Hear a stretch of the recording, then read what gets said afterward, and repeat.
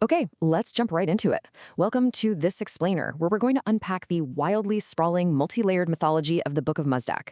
Now, at first glance, you might think you're just looking at a dense, epic fantasy tale from another dimension, the Autherens. It's got everything, right? Fictional continents, diverse tribes, deep cosmic history. But if we actually look closer, we find some incredibly profound real-world medicine hidden right there in the pages. Honestly, it's a masterful allegory totally designed to help you become the leader of your own life.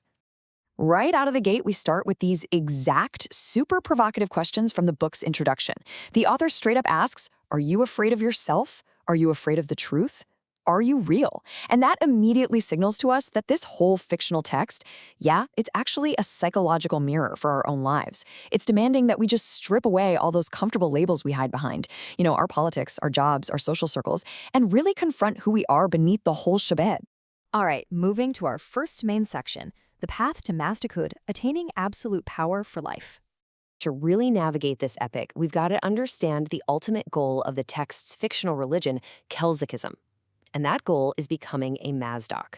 Now, don't get it twisted. This isn't about having power over other people. Not at all. It's about attaining absolute power over yourself.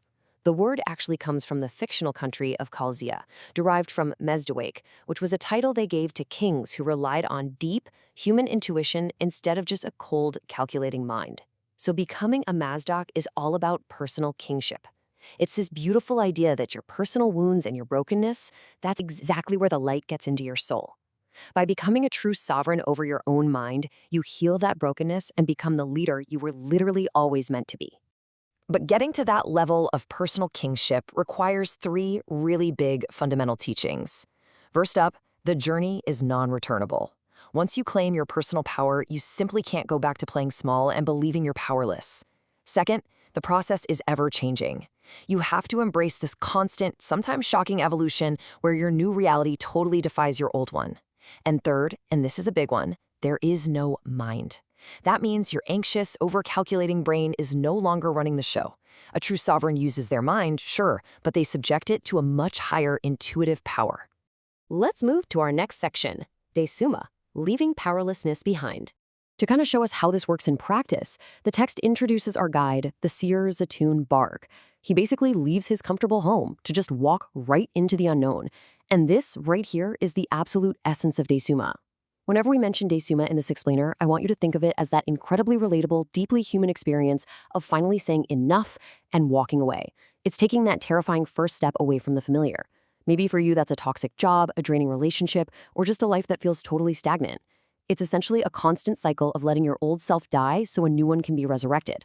Like the text says, if you want something new, your actions actually have to back up your intentions. So, during his Daesuma, Zutun Barg finds himself in this sprawling city called Seoul, which is ruled by an absolute tyrant. Things get bad, and he and his followers are forced to make this harrowing life-or-death escape into an unforgiving desert just to survive.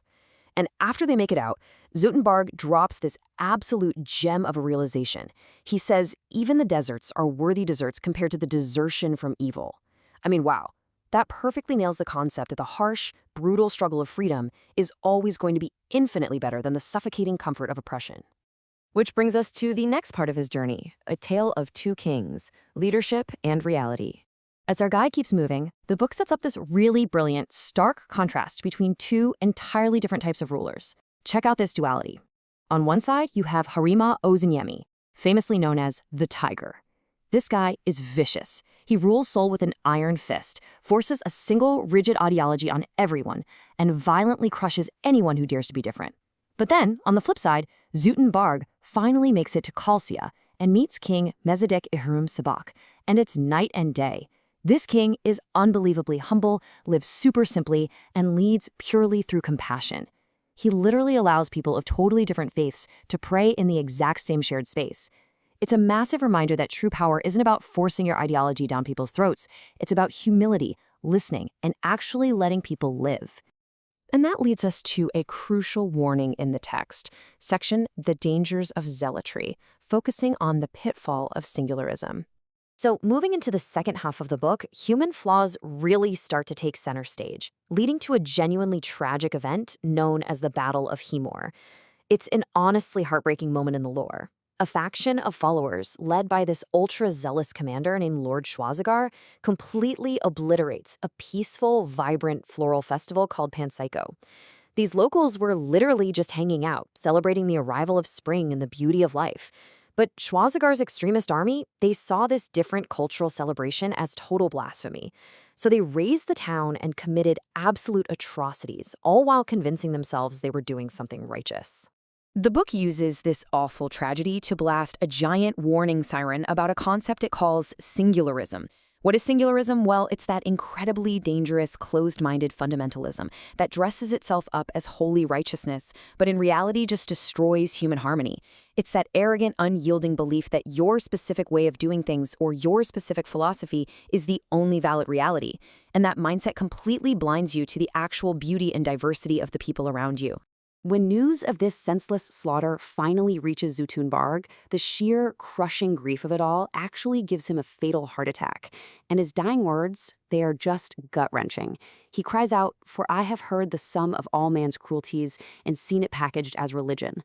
That single sentence entirely captures the book's hardcore rejection of using faith, ideology, or any singular doctrine as an excuse to be cruel to other human beings. So how do we counter that kind of destructive pride? Let's look at Taklakun, the Walk of Humility. The mythology makes it very clear. Just as you need a journey to claim your power, you absolutely must have a mechanism to check your ego when you inevitably mess up. This is where we see the vital balance between the two main Kaku rituals. Remember Daesuma? That's the outward walk, stepping into your empowerment and moving away from weakness. But Taklakun is the inward walk. It's the walk of pure humility, where you actually rush back in genuine remorse to seek forgiveness. It goes to show that if you really want to be a self-sovereign, you have to know how to swallow your pride, apologize, and admit when you've gotten it wrong. We actually see this put into practice by a group called the Chaku Redemptorists.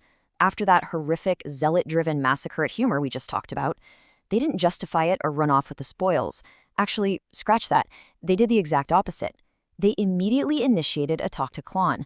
They marched in deep, hurried sorrows straight to the tomb of their fallen leader just to seek grace.